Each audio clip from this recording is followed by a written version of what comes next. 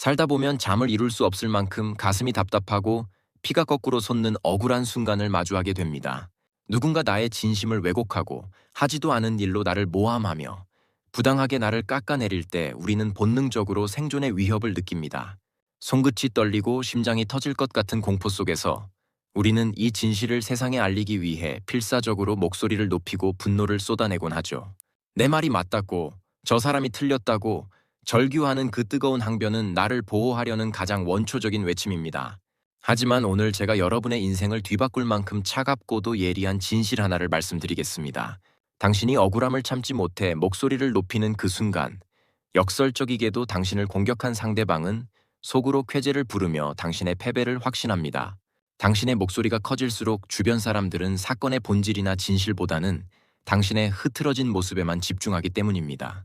일종의 사회적 평판의 비극적인 메커니즘이 작동하는 것이죠. 본격적인 시작에 앞서 구독과 좋아요를 한 번씩 눌러주세요. 대중은 본능적으로 소란스러운 쪽을 의심합니다. 아무리 당신이 옳다 하더라도 감정을 주체하지 못해 소리를 지르는 순간 사람들은 무의식적으로 당신을 가해자와 같은 수준으로 분류해버립니다. 결국 진실은 안개 속으로 사라지고 무대 위에는 오직 당신의 격앙된 감정만이 남아 조롱거리가 되고 맙니다. 당신의 뜨거운 항변이 상대에게는 당신의 약점을 고스란히 노출하는 정교한 자폭 행위가 되는 셈입니다. 정작 나를 괴롭힌 가해자는 발을 뻗고 편안히 자는데 피해자인 당신만 밤을 설쳐가며 내뱉을 말을 수천 번 되뇌고 스스로 만든 감정의 감옥에 갇혀 괴로워하는 현실은 얼마나 참혹합니까? 우리는 흔히 침묵을 나약함의 상징이라고 오해하지만 심리학적 관점에서 볼 때 진정한 우아함은 가장 강력하고 잔인한 복수의 수단이 됩니다. 나를 핥히려는 사람 앞에서 아무런 동요 없이 평온을 유지하는 행위는 상대의 존재 자체를 부정하는 가장 지적인 공격이기 때문입니다. 당신이 억울함 속에서도 평정심이라는 요새를 지켜낼 때 비로소 주변 사람들은 당신의 목소리가 아닌 당신의 고요함에 압도당하기 시작합니다. 그리고 그 압도적인 침묵 속에서 비로소 상대방의 저열함이 선명하게 드러나게 되죠.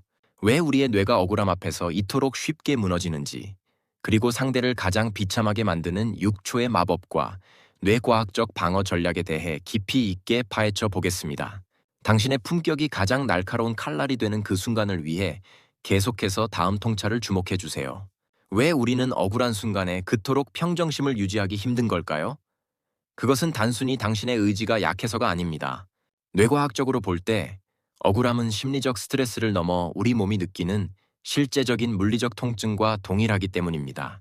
기능적 자기 공명 영상 fMRI로 관찰하면 부당한 대우를 받을 때 활성화되는 뇌 부위는 칼에 베이거나 뜨거운 것에 데었을 때 반응하는 전대상 피질과 일치합니다. 당신이 억울함 앞에서 몸을 떨고 눈물을 흘리는 것은 영혼이 실질적인 상처를 입었을 때 나타나는 뇌의 비명인 셈입니다. 이 비극의 중심에는 우리 뇌의 비상벨 역할을 하는 편도체가 있습니다. 상대가 나를 모함하거나 무례하게 굴 때 편도체는 즉각적으로 위험 신호를 감지하고 온몸에 아드레날린을 뿜어냅니다. 당장이라도 상대에게 소리를 지르거나 방역할 준비를 마치는 것이죠. 심리학에서는 이를 편도체 납치 에이믹달라 하이제킹이라고 부릅니다. 감정의 에너지가 너무나 강력해서 합리적인 판단을 내리는 전전두엽의 기능을 잠시 마비시키는 현상입니다. 억울한 상황에서 자기도 모르게 거친 말이 튀어나오는 것은 당신의 인격이 부족해서가 아니라 뇌가 이성의 스위치를 잠시 끄고 생존 본능의 스위치를 올렸을 뿐입니다.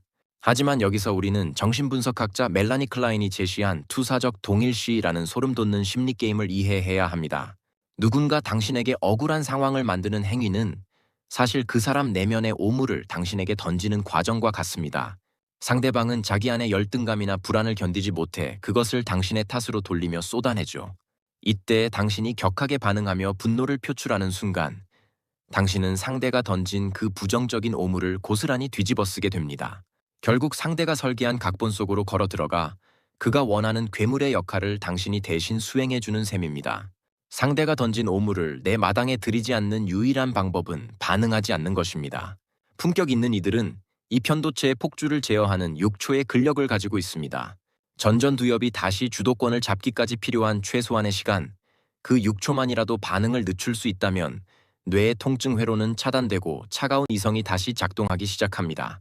우아함은 타고난 성품이 아니라 이 찰나의 공간을 확보하여 내 뇌를 스스로 통제하는 지적인 훈련의 결과물입니다. 이어지는 마지막 파트에서는 이 과학적 확신을 바탕으로 일상의 무례한 공격을 정중하게 튕겨내고 상대를 무력하게 만드는 세 가지 실전 기술을 공개하겠습니다. 당신의 침묵이 어떻게 가장 강력한 칼날이 되는지 그 마지막 조각을 확인해 보세요.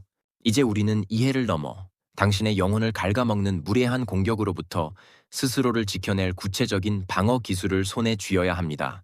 억울함이라는 독이 당신의 마음속에 쌓여 일상을 망가뜨리게 두지 마십시오.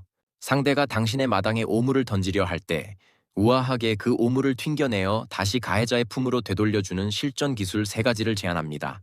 첫째, 감정의 주도권을 가져오는 3초의 침묵입니다. 누군가 당신을 자극하는 말을 내뱉을 때 곧바로 방역하려는 본능을 억제하고 딱 3초만 상대의 눈을 가만히 응시해 보십시오. 어떻게 저런 말을 하지? 라고 당황하는 대신 저 사람은 지금 왜 저렇게 화가 나 있을까? 라며 관찰자의 입장에서 상대를 바라보는 것입니다. 억지로 웃으며 대답하거나 화를 낼 필요도 없습니다. 그저 가만히 바라보는 그 짧은 침묵만으로도 대화의 주도권은 순식간에 당신에게 넘어오며 상대는 자신의 무례함이 통하지 않는다는 사실에 당혹감을 느끼게 됩니다. 둘째, 변명 없이 확신을 보여주는 세련된 선 긋기입니다. 상대의 무례함에 똑같이 거친 말로 대응하면 결국 당신도 같은 수준의 사람이 되고 맙니다. 이럴 때는 구구절절 설명하지 않으면서도 당신의 단호함을 보여주는 문장이 필요합니다. 그건 제가 알고 있는 사실과 많이 다르네요. 하지만 여기서 일일이 설명할 필요는 없을 것 같습니다. 이 문장은 당신의 진실에 대한 확신을 보여줌과 동시에 상대와의 소모적인 논쟁을 원천 차단합니다. 지금 말씀은 제가 받아들이기 어렵네요. 잠시 진정하시고 나중에 다시 이야기하시죠. 라고 말하며 대화의 장소와 시간을 당신이 직접 결정하십시오. 셋째, 뇌를 리셋하는 전략적 유배입니다. 억울한 상황이 벌어진 그 현장에서 계속 버티며 감정을 소모하지 마십시오. 잠시 자리를 피하는 것은 회피가 아니라 당신의 전전두엽이 다시 가동될 수 있도록 시간을 벌어주는 지적인 전략입니다. 혼자만의 공간에서 깊은 호흡을 하며 스스로에게 속삭이십시오. 저 사람의 무례함은 저 사람의 인격 문제일 뿐 나의 가치와는 상관없다. 이 짧은 격리 시간이 당신을 감정의 진흙탕에서 건져내어 다시 우아한 일상으로 복귀시켜 줄 것입니다. 인류 역사상 가장 가혹한 고통의 현장이었던 아우슈비츠에서 살아남은 빅터 프랭클은 말했습니다. 인간에게서 모든 것을 빼앗아 갈 수 있어도 어떤 상황에서도 자신의 태도를 결정할 수 있는 마지막 자유만은 빼앗을 수 없다. 당신을 억울하게 만든 가해자들은 당신의 고통스러운 반응을 보며 자신의 힘을 확인하고 싶어 합니다. 하지만 당신이 그 기대를 배신하고 압도적인 평정심을 유지한다면 가해자는 오히려 극심한 무력감과 불안을 느끼게 됩니다.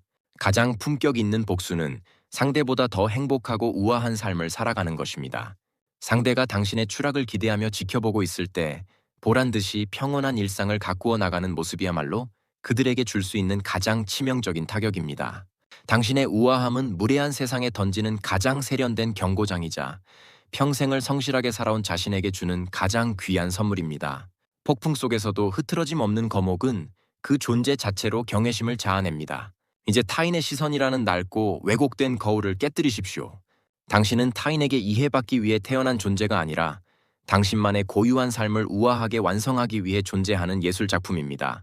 오늘의 시련이 당신의 내면 요새를 더욱 단단하게 만드는 재료가 되었기를 바랍니다. 당신의 품격 있는 승리를 진심으로 응원합니다. 지금까지 어른들의 심리 채널 보살심리였습니다. 감사합니다.